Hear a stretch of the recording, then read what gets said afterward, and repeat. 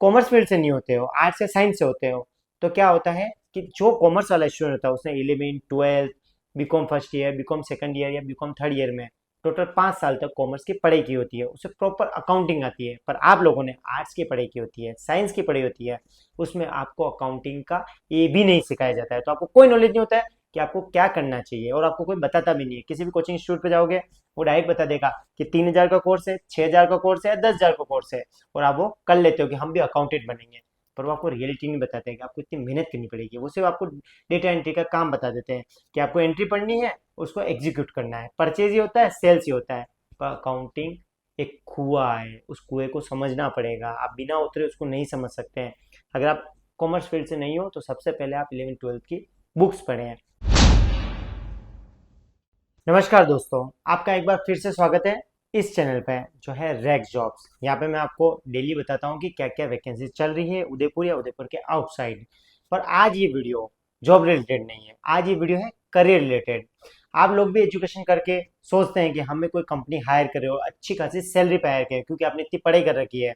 कोई भी 12th पास हो, ग्रेजुएट हो, वो एक चीज सोचता है कंपनी में जाने से पहले कि मेरी वहाँ पे अच्छी खासी सैलरी होगी। वो मेट्रो सिटीज में अलग होती है और उदयपुर में अलग होती है। उदयपुर में अगर कोई भी व्यक्ति ग्रेजुएट करके निकलता है तो सोचता है कम से कम 20 से 25 हज़ार रुपये तो मिले, और उससे नहीं मिलती है। तो आज का वीडियो है करियर रिलेटेड।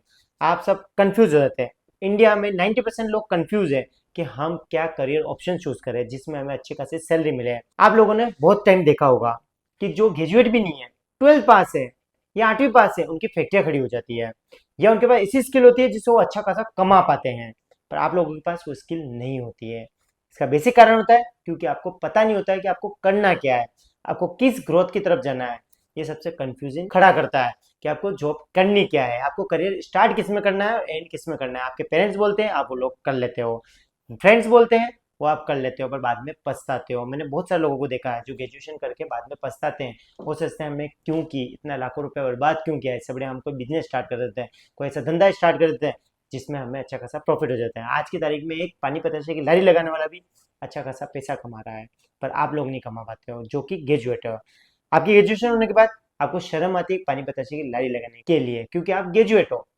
यही आप 12th पास होते हैं, 8th पास होते हैं तो आप पानी पतासे की लारी भी लगा लेते हैं।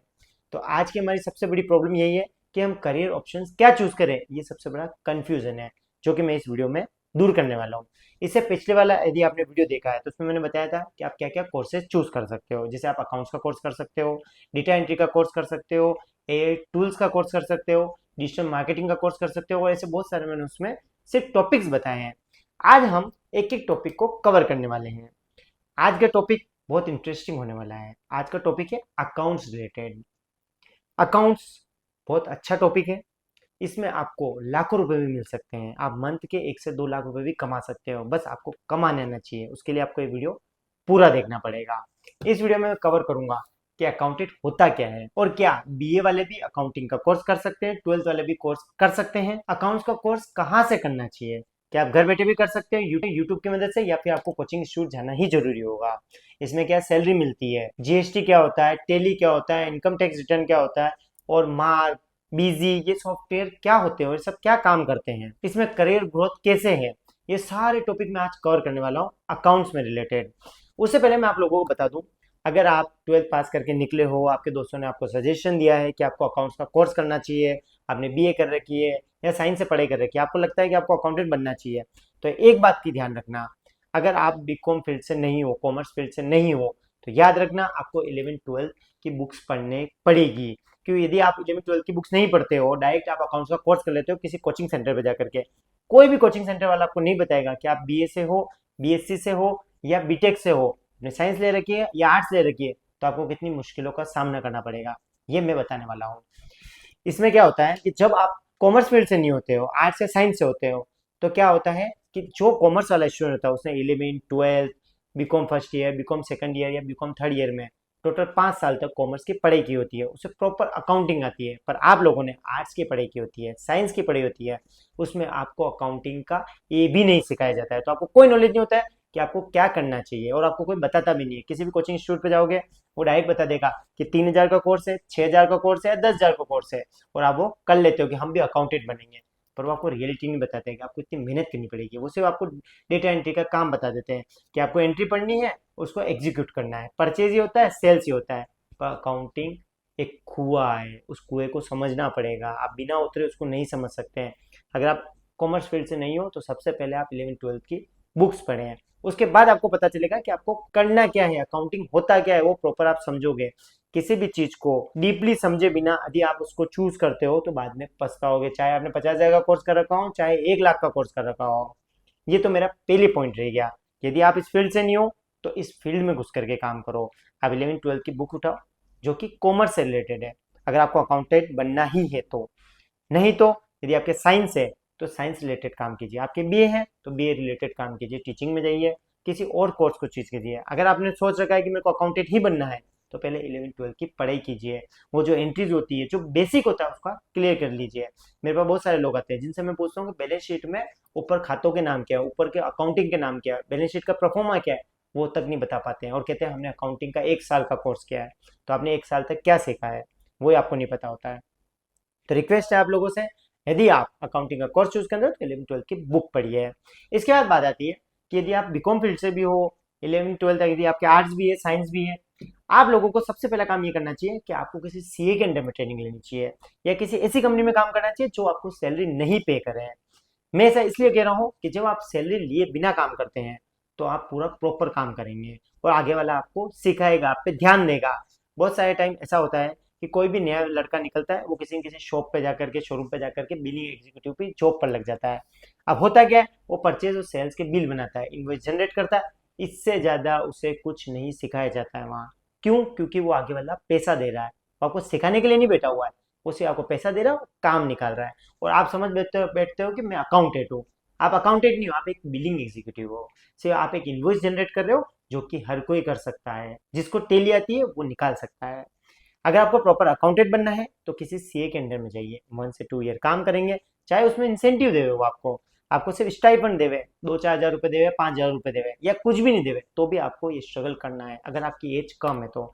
यदि आपकी एज ज़्यादा है तो आप चाहें तो आपके परिवार के लिए, आप कमाई के लिए आप 10 से 20 हज़ार रुपए की जॉब पर लग सकते हैं। पर याद रखिए, यदि आप अकाउंटेंट की जॉब पर लग जाते हैं जिसमें आपको सिर्फ इनवॉइस सिखाया जा रहा है, तो खुद से यूट्यूब से भी सीखने का ट्राई कीजिए ताकि आपका करियर ग्रोथ हो सके। मेरे पास ऐसे बहुत सारे लोग आते हैं जिन्हें सिर्फ टेली आती है, इसके अलावा कुछ नहीं सीखा, और उनकी एज 40-45 हो गई, वो कंपनी बंद हो गई जो अच्छा खासा सैलरी दे रही थी, अब उनके पास कंपनी नहीं है।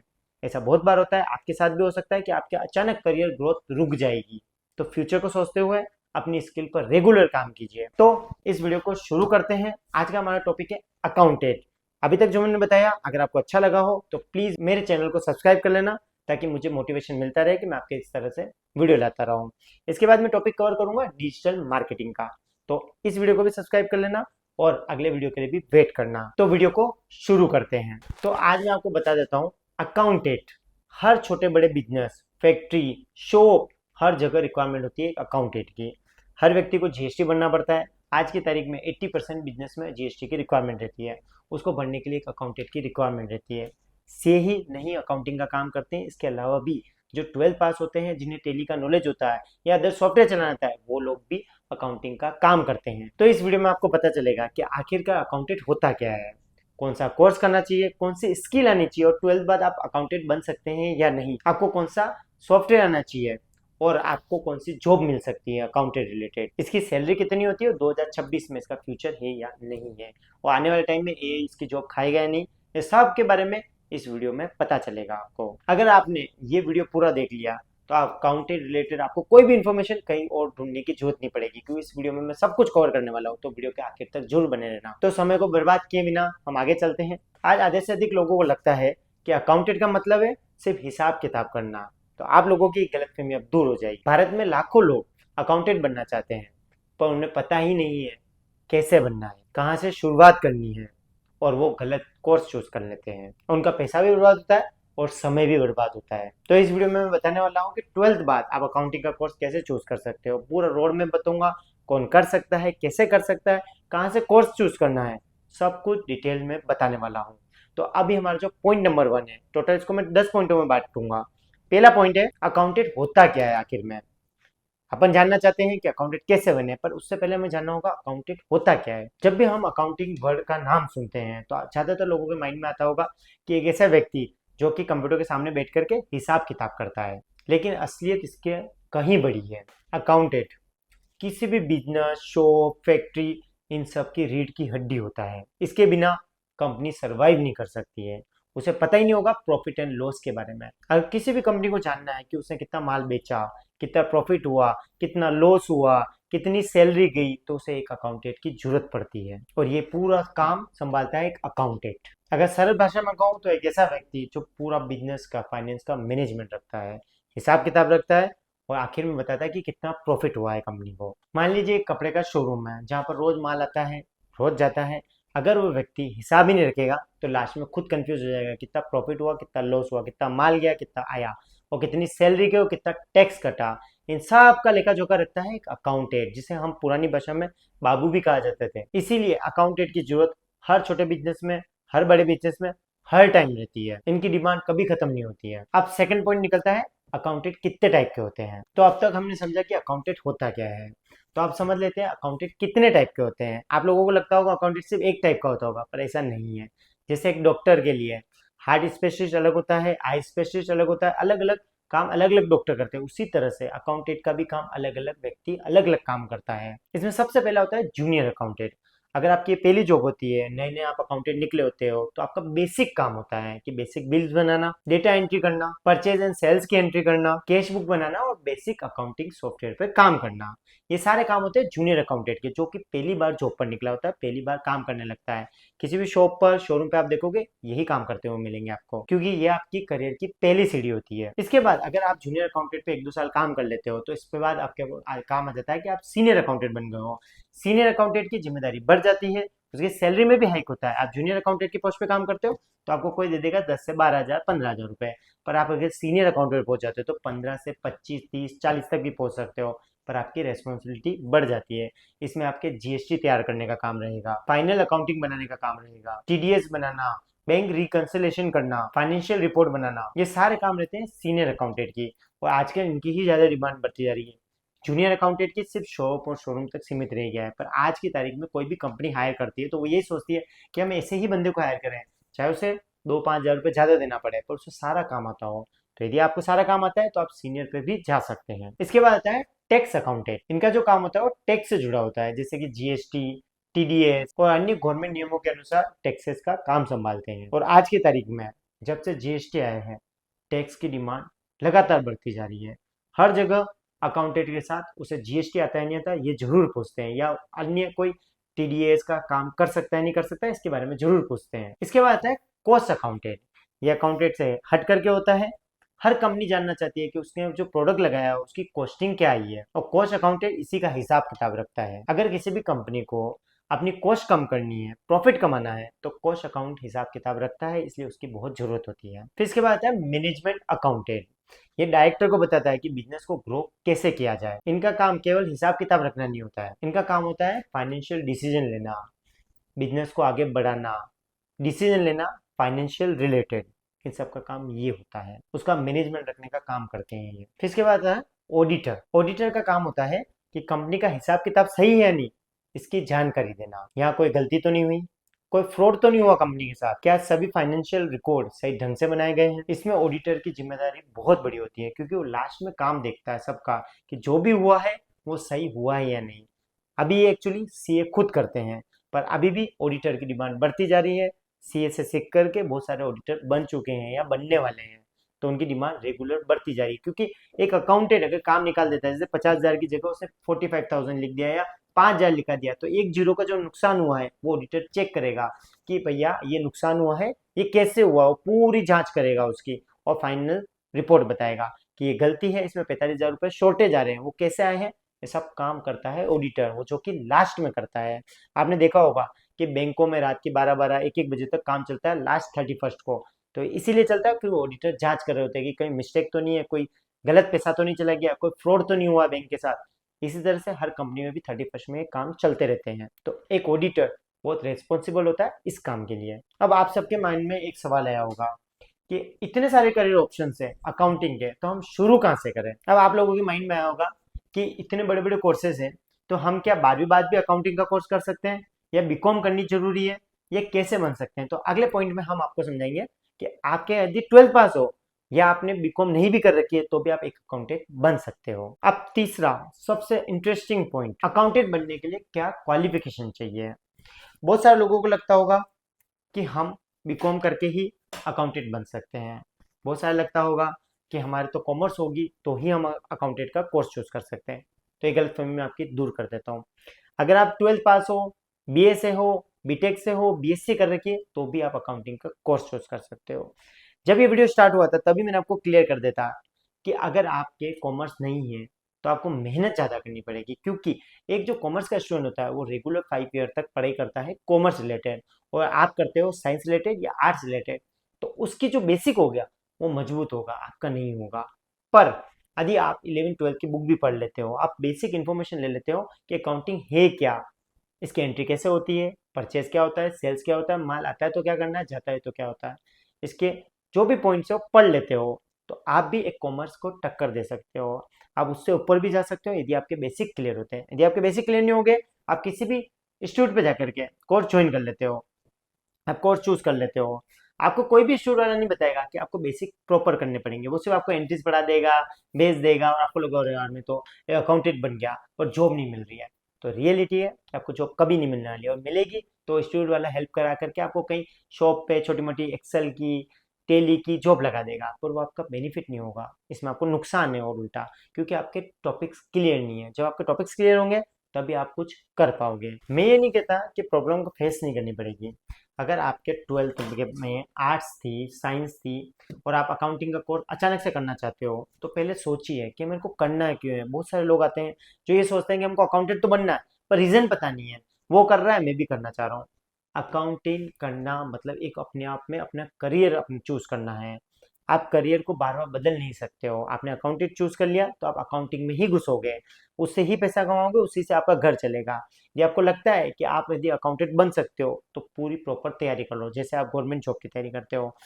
एक गवर्नमेंट जॉब में आपकी सैलरी होती है 80 to 90,000, एक अकाउंटेंट की सैलरी 2 लाख ऊपर भी जा सकती है, क्योंकि इसमें आप कमीशन बेसिस भी काम करते हो। अगर आप किसी शॉप की, शोरूम की, या किसी फैक्ट्री की अकाउंटिंग करते हो तो वो आपको अलग से पैसा देते हैं। आप चाहे 1 घंटे के लिए जाओगे रोज के, या हफ्ते के 1 घंटा जाकर के भी अकाउंटिंग का काम कर लोगे, तो वो आपको अच्छा खासा पैसा देगा। तो इसमें वर्क फ्रॉम होम मिलने के भी चांसेस रहते हैं, और आप पार्ट टाइम भी इसमें जॉब कर सकते हो, पर आपको चूज करना पड़ेगा कि आपको मेहनत करनी पड़ेगी। एक कॉमर्स स्टूडेंट के लिए कोई स्ट्रगल करना जरूरी नहीं होता है, उसको आता है, सिर्फ उसको टेली का कोर्स करना होता है, या मार्क का करना होता है, बिजी सॉफ्टवेयर चलाना होता है, तो वो इजी वे में कर लेता है, क्योंकि इसका हिसाब किताब अच्छा होता है। यदि आप 12th बाद कॉमर्स नहीं है आपके और आप चूज कर रहे हो अकाउंटिंग का, तो यदि किसी भी कोचिंग इंस्टीट्यूट से जाओ या आप यूट्यूब से सीख रहे हो, तो पहले बेसिक क्लियर करो कि परचेज क्या होता है, सेल्स क्या होता है, किस तरीके से किया जाता है, बैलेंस शीट क्या होती है, जनरल बुक्स क्या होती है, प्रॉफिट एंड लॉस अकाउंट कैसे बनता है, ये सब कुछ आपको सीखना पड़ेगा। इसके बाद आप कोई कोर्स ज्वाइन करो, या तो कहीं कोचिंग इंस्टीट्यूट पे जाओ जहाँ पे 3 से 6 हज़ार रुपये ले रहा है और आपको पूरा प्रॉपर सिखा है। 3 से 6 हज़ार से ज़्यादा अगर कोई ले रहा है तो वहाँ जाने की जरूरत नहीं है। एडवांस सीखना है तो आप सीए के अंदर में जाइए। अगर आपको लग रहा है कि आपको कोर्स नहीं करना है, आपके पास इतना पैसा नहीं है, तो आपको क्या करना चाहिए, यूट्यूब पर लिखना चाहिए अकाउंटेंट कैसे बने, अकाउंटिंग कोर्स, टेली क्या है, टेली कैसे सीखे, सारा आपको वहाँ पे मिल जाएगा यूट्यूब पर। उसको देखिए, उससे आप अपने घर पे लैपटॉप कंप्यूटर लाइए, उस पर आप प्रैक्टिस कीजिए। थोड़ी बहुत भी प्रैक्टिस हो जाएगी, थोड़ी बहुत भी टेली आ जाएगी, तो आपके शहर का कोई भी सीए आपको हायर कर लेगा। वो कम सैलरी देगा पर आपको प्रॉपर सिखाएगा। अब सबसे बड़ा पॉइंट आता है जो आज की तारीख में हर बंदे के नाम पे आता है, कि वो बॉन्ड कराते हैं। तो आप लोगों की जानकारी बता दूं कि आपने जो कोर्स चूज किया वो 3 साल के लिए किया या 5 साल के लिए किया, वो भी एक तरह का बॉन्ड ही था। यहाँ पर भी आपको सीएस सिखा रहे हैं, प्लस आपको कुछ स्टाइफंड दे रहे हैं, तो बॉन्ड कराएंगे। क्यों? क्योंकि आप यदि 6 महीने भी सीख के चले जाते हो तो सीए की मेहनत बेकार चली जाती है, क्योंकि 6 महीने आपको सीखने में लग जाते हैं। 6 महीने बाद जब सीए को प्रॉफिट कमाने का मौका मिलता है तब आप निकल जाते हो। इसलिए सीए बॉन्ड कराते हैं। कोई भी कंपनी यदि आपको बॉन्ड कराती है तो आप कर लेना, क्योंकि वो आपका फ्यूचर में ग्रोथ देगी। बहुत सारे लोग एक एक महीना, दो दो महीना में जॉब चेंज कर लेते हैं, उनकी ग्रोथ रुक जाती है। फ्यूचर में उनको जब 40-50 हज़ार रुपये कमाने का मौका मिलता है तो रुक जाता है। क्यों? क्योंकि हर जगह से भाग भाग के जॉब ढूंढ रहा है, वो हर बार सिर्फ सैलरी के पीछे भाग रहा है, वो स्किल के पीछे नहीं भाग रहा है। यदि आपको अकाउंटिंग का कोर्स चूज करना है या किसी भी तरह का कोर्स चूज करना है, तो स्किल के पीछे जाना है आपको, न कि पैसे के पीछे। आपकी किसी मजबूरी में है, आप कोई मजबूरी में हो, आपको लगता है कि अभी आपको पैसे की नीड है, तो आप अकाउंटिंग का कोर्स के साथ अलग भी चीज कर सकते हो, कोई और भी काम कर सकते हो, या अकाउंटिंग का अगर आप जॉब कर रहे हो तो इसके साथ साथ आप स्किल भी सीख सकते हो यूट्यूब की हेल्प से। तो ये मेरा पॉइंट था कि यदि आपके 12th भी पास है, या आपके बीए आर्ट्स से या फिर साइंस से हो, तो आप अकाउंटिंग में जा सकते हो। अब पॉइंट आता है कि अकाउंटेंट बनने के लिए आपको कौन सी स्किल सीखनी चाहिए। तो अभी तक आपने समझ लिया अकाउंटिंग होती क्या है, आप कैसे अकाउंटेंट बन सकते हो, चाहे आपके आर्ट्स हो साइंस हो। पर अब सबसे इंपॉर्टेंट पॉइंट जो कि कोई नहीं बताता है, आज की तारीख में सिर्फ डिग्रियों से जॉब नहीं मिलती है, स्किल से मिलती है। अगर आपके पास बीकॉम की भी डिग्री है पर आपको टेली सॉफ्टवेयर चलाना नहीं आता है, या कोई अकाउंटिंग का सॉफ्टवेयर चलाना नहीं आता है, आपको जीएसटी नहीं आती है, रिटर्न भरने नहीं आता है, तो वो बीकॉम की डिग्री आपकी कोई मायने नहीं कहलाएगी, क्योंकि आपने कोई बेसिक कोर्स नहीं कर रखा अकाउंटिंग का। वो बीकॉम की डिग्री धरी की धरी रह जाएगी। आप एक केपीओ बीपीओ में काम कर सकते हो, पर अकाउंटिंग सॉफ्टवेयर पे काम नहीं कर सकते हो। इसलिए अपनी स्किल पर काम करो, आप चाहे किसी भी स्ट्रीम से हो, यदि आपकी स्किल अच्छी है तो आपको कोई भी जॉब पर रख देगा। तो आइए जानते हैं कि एक प्रोफेशनल अकाउंटेंट बनने के लिए आपको क्या क्या स्किल पर काम करना पड़ेगा। तो सबसे पहले आपको सीखना पड़ेगा बेसिक अकाउंटिंग। डेबिट क्रेडिट क्या होता है, जनरल एंट्री कैसे बनती है, लेजर क्या होता है, ट्रायल बैलेंस कैसे बनता है, प्रॉफिट एंड लॉस अकाउंट क्या होता है, और बैलेंस शीट कैसे तैयार होती है। अगर आपका बेसिक मजबूत है तो आगे सारी चीजें क्लियर हो जाएगी। और यही चीज आती है एक बीकॉम होल्डर को, इससे ज्यादा उसको भी नहीं आता है। इसके बाद आता है टेली प्राइम। अगर आपको बेसिक नॉलेज हो गया तो किसी कोचिंग इंस्टीट्यूट से या यूट्यूब की हेल्प लेकर के टेली प्राइम सीखिए। आज भारत में अधिकतर जगह पर फैक्ट्री, शॉप, शोरूम या किसी भी कंपनी को उठाकर देख लिया, वो टेली प्राइम पे काम करते हैं। इसमें आपको सीखना होगा कंपनी क्रिएट करना, लेजर बनाना, वाउचर एंट्री करना, सेल्स एंड परचेज की एंट्री करना, जीएसटी की एंट्री करना, इन्वेंट्री मैनेजमेंट करना और इनवॉइस रेडी करना। अगर आपको नॉर्मल भी टेली आती है तो फ्रेशर को भी जॉब आसानी से मिल जाती है। इसके बाद आता है माइक्रोसॉफ्ट एक्सेल। माइक्रोसॉफ्ट एक्सेल के बारे में मैं ज़्यादा नहीं बताने वाला हूँ, क्योंकि माइक्रोसॉफ्ट एक्सेल में आपको खुद को सीखना होगा, क्या क्या पॉइंट्स होते हैं, क्या क्या देखना होता है, सबको सीखना होगा। फॉर्मूला सीखने होंगे, फंक्शन सीखने होंगे, V lookup, H lookup, pivot table, charts, data entry, financial report, ऐसे करके बहुत सारी चीजें हैं एक्सेल में जो कि आपको सीखने की जरूरत होगी। इसके बाद आपको सीखना है जीएसटी या टैक्सेशन।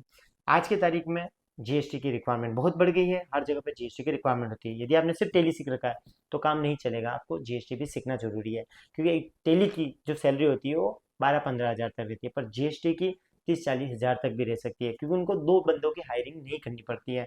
अगर आपको टेली भी आती है और जीएसटी भी आती है तो आपको 25-30 हज़ार में वो हायर कर सकते हैं। इसके बाद आता है यदि आपको बहुत अच्छी सैलरी पे जाना है, चाहे वो कोई भी कंपनी हो, तो आपको कम्युनिकेशन स्किल सीखनी होगी।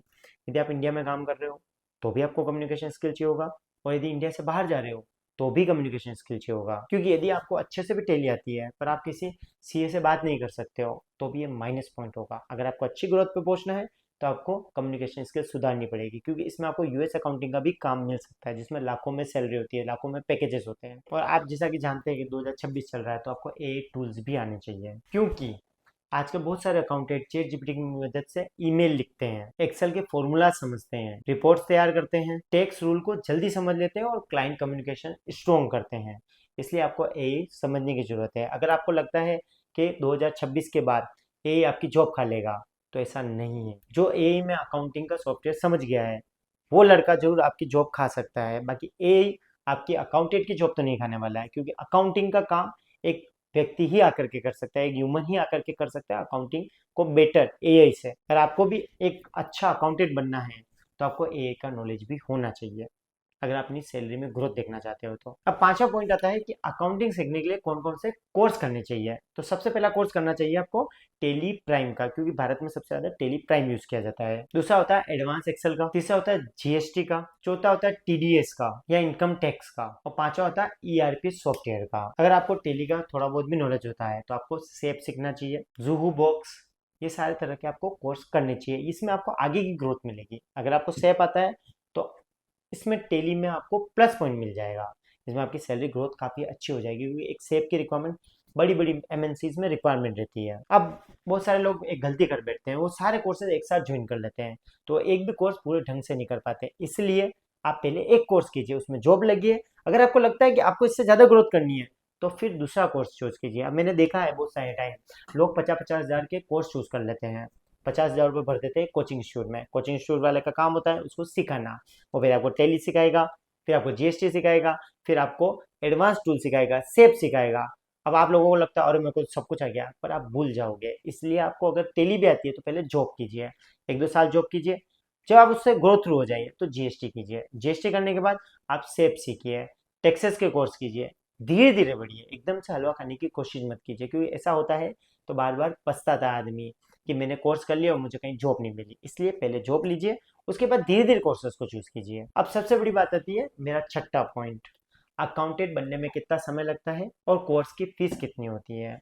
तो आप लोगों की जानकारी भी बता दो कि यदि आप 3 महीने का भी कोर्स चूज कर लेते हो जिसमें आपको टेली अच्छे से आ जाती है, अगर आप कॉमर्स से हो तो, यदि आप आर्ट्स या साइंस से हो तो आपको 1 मंथ तो लगेगा इसको समझने में, अकाउंटिंग है क्या, बेसिक अकाउंटिंग होती क्या है, एंट्रीज क्या होती है, समझने में आपको 1 से 2 मंथ लग सकता है। इसके बाद आपको 3 महीने का कोई कोर्स चूज करना है। 3 महीने का कोर्स करने के बाद आपको किसी न किसी सीए के अंडर में जाना चाहिए, जहाँ पे आपको 1 साल लगेगा। अगर आप कॉमर्स फील्ड से हो तो आपको लग सकता है 1 साल 3 महीने। यदि आप आर्ट्स या साइंस फील्ड से हो तो आपको 1 साल 6 महीने का भी वक्त लग सकता है। और फीस की बात करूँ तो हर जगह अलग अलग होती है, कोई 3,000 रुपये लेता है, कोई 6,000 रुपये लेता है, और कोई 10,000 रुपये लेता है। पर मुझे नहीं लगता कि 10,000 से ज़्यादा आपको इसके लिए पे करना चाहिए। एक अच्छा अकाउंटेंट बनने के लिए 10,000 रुपये इनफ होती है नॉर्मल अकाउंटेंट के लिए। फिर यदि आप सेप में जाते हो तो अलग फीस रहेगी, आप यदि एडवांस एक्सेल का कोर्स करते हो तो अलग रहेगी। और बेटर है पहली टाइम आप यूट्यूब की हेल्प लीजिए, खुद का लैपटॉप लाइए, उसमें ट्राई कीजिए, चैट जीपीटी की हेल्प लीजिए कि आप क्या करना है, तो आपकी पूरी हेल्प करेगा। और याद रखना कोर्स से ज़्यादा इंपॉर्टेंट है आपकी फीस। अगर आप 50,000 रुपये भी दे देते हो और आपको अच्छी जॉब नहीं मिलती है तो कोर्स बेकार हो जाएगा। इसलिए याद रखना कि कभी भी कोर्स चूज करो तो नॉर्मल कोर्स चूज करो, ताकि आपको सीखने को मिले और जॉब मिल जाए। इसके बाद पॉइंट आता है कि फ्रेशर अकाउंटेंट को जॉब कैसे मिलती है। नॉर्मल है, आप यदि सीए के अंडर में जाते हो तो आपको इजी वे में जॉब मिल जाती है, नहीं तो आप किसी प्लेसमेंट कंपनी से भी बात कर सकते हो, या जहाँ से आपने कोर्स किया वो खुद आपको लगा कर दे देते हैं, या खुद भी न्यूज़पेपर देख करके अप्लाई कर सकते हो। आप किसी भी कंपनी का दरवाजा खटखटाओगे वो आपको जॉब पे रख लेगा अकाउंटिंग की। नॉर्मल शॉप से लेकर के बड़ी से बड़ी फैक्ट्रियों में एक अकाउंटेंट की रिक्वायरमेंट हर पल चलती है, हर सेकंड वहाँ पे रिक्वायरमेंट रहती है। आज की तारीख में उदयपुर जैसी सिटी में मेरे को 300 अकाउंटेंट की रिक्वायरमेंट है। हर जगह हर कंपनी में रिक्वायरमेंट होती है। आपके घर के बाहर निकलोगे जो कंपनी उसमें अकाउंटेंट तो चाहिए ही होगा।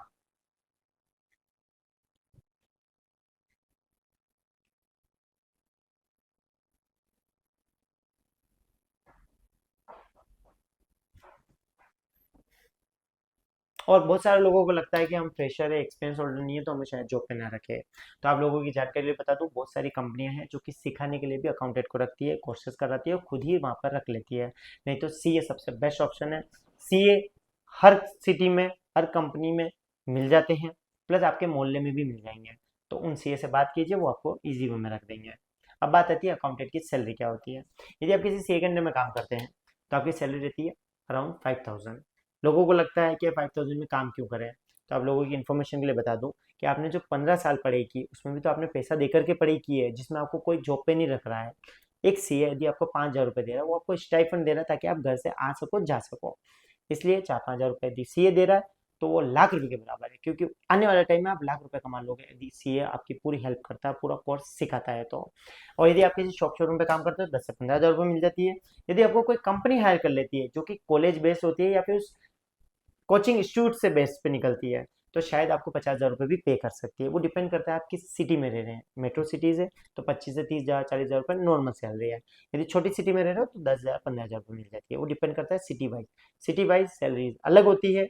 आज बेंगलोर का खर्चा बहुत महंगा होता है, उदयपुर में आपको 3 से 5 हज़ार रुपये में रूम रेंट मिल जाता है। ऑटो का रेंट होता है 10 रुपये। और ये बेंगलोर में जाओगे तो एक टैक्सी आएगी या टेम्पो आएगा और 100 से 200 रुपये ले लेगा। तो सिटी वाइज अलग अलग जॉब्स अलग अलग सैलरी देती है। अब नवा पॉइंट आता है मेरा कि ए जॉब को खत्म कर देगा अकाउंटिंग की, तो एक गलत फहमी निकाल देना।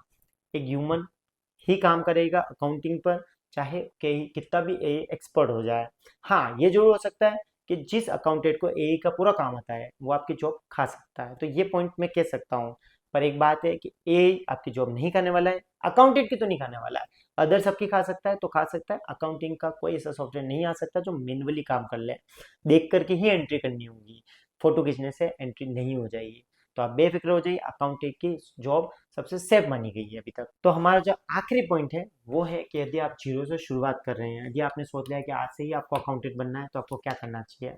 सबसे पहले 11th 12th बुक लाइए कॉमर्स की, उसे पढ़िए कि होता क्या, जनरल एंट्रीज होती क्या है, कैसे की जाती है। फिर आप जाइए किसी कोर्स करने वाले के पास, यानी किसी कोचिंग इंस्टीट्यूट पे, या आपका यूट्यूब खोलिए, उस पर लिखिए अकाउंटेंट कैसे बने।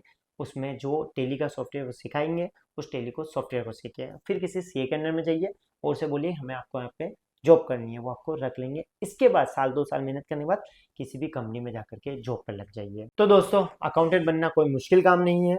अगर आपको सही राह दिखा जाए, अगर आप बराबर प्रैक्टिस करो, तो अकाउंटेंट इजी वे में बनाया जा सकता है। 6 महीने में भी आप अकाउंटेंट बन सकते हैं। अगर आप इस पे काम करते हैं तो एक फ्रेशर से एक प्रोफेशनल अकाउंटेंट बन सकते हैं।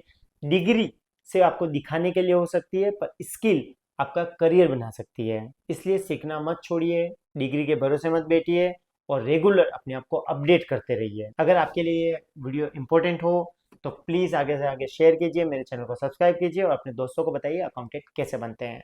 थैंक यू, मिलते हैं नेक्स्ट टॉपिक पे, वो है डिजिटल मार्केटिंग। Thank you.